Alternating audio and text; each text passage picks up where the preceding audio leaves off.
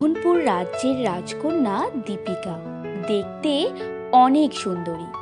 নিজের রূপ নিয়ে অনেক অহংকার তার, কাউকে পাত্তা দিতে চায় না, সবার সঙ্গে দুর্ব্যবহার করে সব সময়।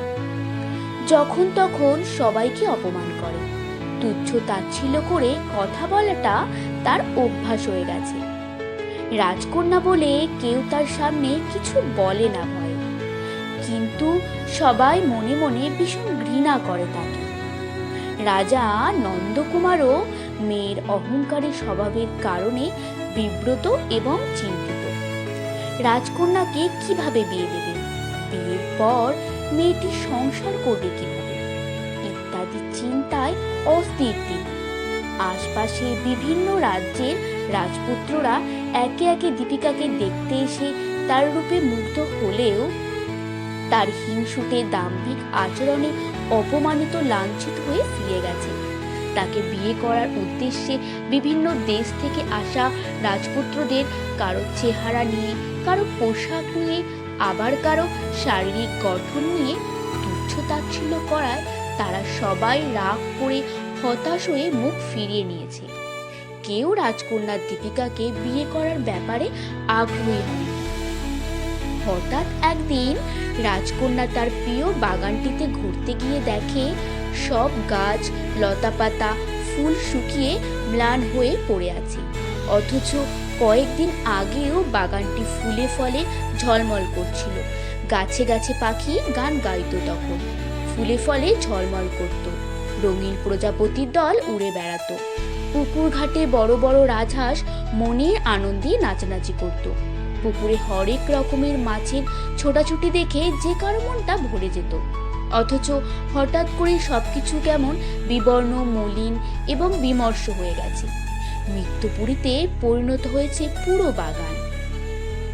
অহংকারী রাজকন্যা শুধু মানুষের সঙ্গে দুর্ব্যবহার করেই ক্ষান্ত ছিল না, বাগানের ফুল, গাছ, লতাপাতা, পাখি, পুকুরে ঘুরে বেড়ানো রং বেরঙের মাছের সৌন্দর্য দেখে হিংসা করে ঠোঁট বাঁকিয়ে বলতো, আমার চেয়ে তোমরা কেউ বেশি সুন্দর হতে পারো না। আমি এই বাগানে, এই পুকুর ঘাটে আসি বলেই সবকিছুই আমার সৌন্দর্যে আকর্ষণীয়, সুন্দর হয়ে ওঠে। আমাকে ছাড়া তোমাদের কোনো মূল্য নেই, আমার উপস্থিতি তোমাদের সুন্দর করে তোলে।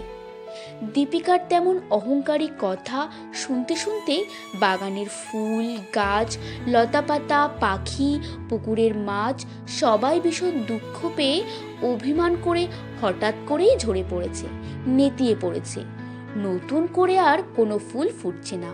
পুকুরের জল শুকিয়ে যাওয়ায় মাছগুলো কোথায় যেন আড়ালে চলে গেছে। সুন্দর রাজহাঁসগুলো মুখ ভার করে দূরে গিয়ে বসে আছে। পুরো জায়গাটা হঠাৎ করে মৃত্যুপুরীতে পরিণত হয়েছে যেন। মনে হয় প্রচণ্ড ঝড়ে সবকিছু লণ্ডভণ্ড হয়ে গেছে। নিজের প্রিয় বাগানের দুরবস্থা দেখে সহ্য করতে পারে না রাজকন্যা। প্রচণ্ড মন খারাপ হয়ে যায় তার। বাগান ছেড়ে রাজপ্রাসাদে ফিরে নিজের ঘরে দরজা বন্ধ করে কাঁদতে থাকে দীপিকা। তখন ভিনদেশি অচেনা এক রাজকুমার এসে হাজির হয় রাজপ্রাসাদে। সুদর্শন, সুডামদেহী রাজকুমার নিজের পরিচয় দিয়ে রাজা নন্দকুমারকে জানায়, আমার নাম অর্জুন, শান্তিনগর রাজ্যের রাজকুমার। আমি রাজকন্যা দীপিকাকে বিয়ে করতে আগ্রহী। এর আগে অনেকেই তাকে বিয়ে করতে অস্বীকৃতি জানালেও দীপিকাকে বিয়ে করতে চাইছে। রাজকুমারের প্রস্তাব শুনে রাজা মহা খুশি হন। রাজকন্যা দীপিকাও অবাক হয় নতুন আসা অচেনা রাজকুমারের ইচ্ছের কথা শুনে। তার অহংকারী, দাম্ভিক, হিংসুটে আচরণের কারণে সবাই যেখানে প্রত্যাখ্যান করেছে, সেখানে রাজকুমার অর্জুন তাকে বিয়ে করতে চাইছে। রাজকুমার তাকে বলে, শুনেছি তোমার নাকি চমৎকার সুন্দর সাজানো গুছানো বাগান রয়েছে। সেখানে পুকুর ঘাটে রাজহাঁসরা লুটোপুটি খায়, নাচে, পাখিরা মিষ্টি গান গায়। রাজকন্যা, আমি তোমার সেই সুন্দর বাগানটি ঘুরে দেখতে চাই। পানিপ্রার্থী সুদর্শন রাজকুমারের কথা শুনে বিব্রত হয় রাজকন্যা। যে সুন্দর বাগান দেখতে সে কৌতূহলী হয়েছে, বাগানের অবস্থা এখন তো আগের মতো নেই।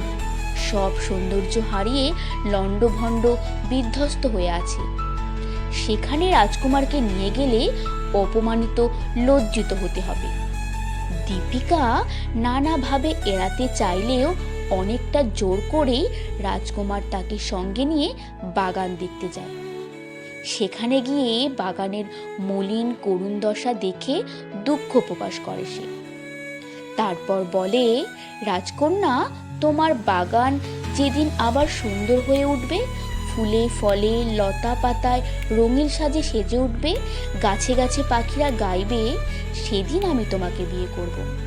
দুঃখিত, এখন আমি তোমাকে বিয়ে করতে পারছি না। আমাকে ক্ষমা করো তুমি। রাজকুমার অর্জুন চলে গেলে দীপিকা আবার কান্নায় ভেঙে পড়ে। এত চমৎকার সুদর্শন একজন রাজকুমার শেষ পর্যন্ত তাকে বিয়ে করতে রাজি হলেও তার অনেক শখের সুন্দর বাগানের করুণ দশা দেখে হতাশ হয়ে ফিরে গেছে।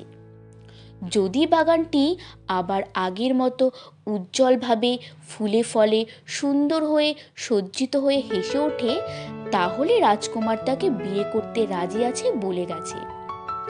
তার এই কঠিন শর্ত এখন পূরণ করবে সে কিভাবে? দীপিকা একাকী বসে ভাবতে থাকে, তার শখের বিখ্যাত বাগানের দুরবস্থা হলো কেন? এজন্য দায়ী কে? অনেকক্ষণ চিন্তা ভাবনা শেষে তার উপলব্ধি হয়, তার অহংকারী দাম্ভিক মনোভাব ও কথাবার্তার কারণে বাগানের গাছ, লতাপাতা, ফুল, ফল, পাখি, পুকুরে ভেসে বেড়ানো রাজহাঁস, মাছ সবাই তার উপর অভিমান করেছে। তারা অনেক কষ্ট পেয়ে ঝরে পড়েছে, শুকিয়ে গেছে, সবকিছুই মলিন গেছে। কিছুর জন্য সে নিজেই একমাত্র দায়ী। তার দাম্ভিক স্বভাব, অহংকারী আচরণ, কথাবার্তা সবই চরমে পৌঁছেছিল, যা সহ্য করতে না পেরে বাগানের গাছ, লতাপাতা, ফুল ফল, পাখি সবাই স্তব্ধ, নিথর হয়ে গেছে। তারা হাসতে ভুলে গেছে, গান গাওয়া ছেড়ে নীরব হয়ে গেছে। এ জায়গায় এলে দুঃখ শোকে ভারী হয়ে উঠেছে মন প্রাণ। এবার রাজকন্যা তার নিজের এতদিনের সব ভুল বুঝতে পারে। তার অহংকারী স্বভাব, দাম্ভিক আচরণে আশপাশের সবাই অসন্তুষ্ট। কেউ তাকে পছন্দ করে না, মন থেকে ভালোবাসে না। রাজকন্যা বলে সামনে কেউ কিছু বলে না তাকে, নীরবে মুখ বুজে সহ্য করে যায়। কিন্তু তার আচরণে অভিমান করে তার সুন্দর বাগানটি ধ্বংসের মুখোমুখি হয়েছে আজ। অভিশাপ নেমে এসেছে সেখানে। সঙ্গে সঙ্গে দীপিকা ছুটে যায় তার অনেক শখের বাগানে। প্রতিটি গাছের সামনে গিয়ে তাদের দুহাতে জড়িয়ে ধরে অঝোর কান্নায় ভেঙে পড়েছে। তোমরা আমার কথায়, আচরণে অনেক কষ্ট পেয়েছো, অভিমান করেছো, আমার উপর রাগ করে ঝরে পড়েছো, শুকিয়ে ম্লান হয়ে গেছো। এভাবে পুরো বাগানের সৌন্দর্য হারিয়ে কুৎসিত হয়ে উঠেছে জায়গাটা। আমাকে ক্ষমা করে দাও, আমি আমার সব ভুল বুঝতে পেরেছি। রাজার মেয়ে বলে অহংকারে আমি অমানুষ হয়ে গিয়েছিলাম। মানবিক হওয়ার মধ্যেই একজন মানুষের আসল মনুষ্যত্ব ফুটে ওঠে। তার সৌন্দর্য সেখানেই লুকিয়ে থাকে। আমি দেখতে সুন্দরী বলেই দাম্ভিকতা, অহংকার বাসা বেঁধেছিল মনে, যা আমাকে ধ্বংসের দিকে নিয়ে যাচ্ছিল। আমি এখন আমার ভুল বুঝতে পেরেছি। দয়া করে তোমরা সবাই আমাকে ক্ষমা করো।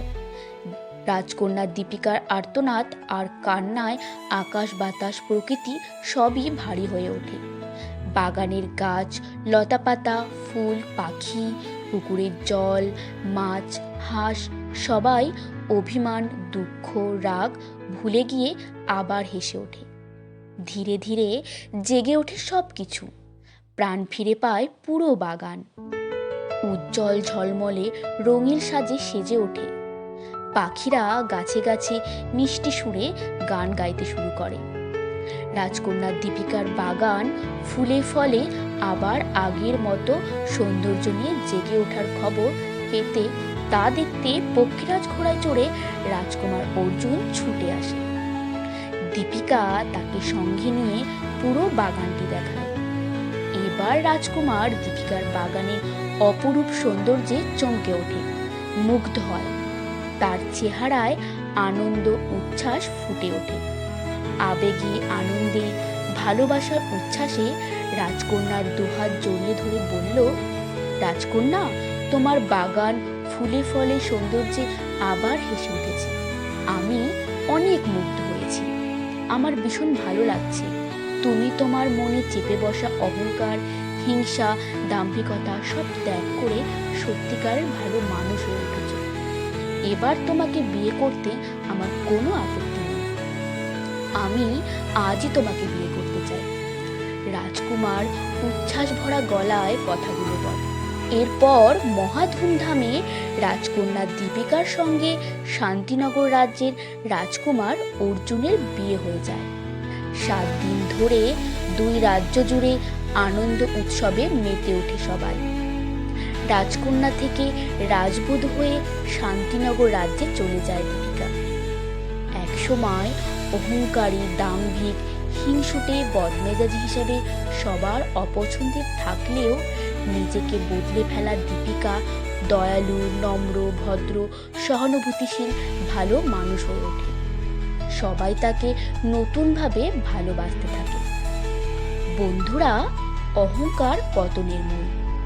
অহংকারী হলে পতন এবং ধ্বংস আসবেই। হিংসা, বিদ্বেষ, অহংকার, দাম্ভিকতা মানুষকে অমানুষে পরিণত করে। হিংসা, অহংকার ছেড়ে মানবিক হতে হবে আমাদের সবাইকে।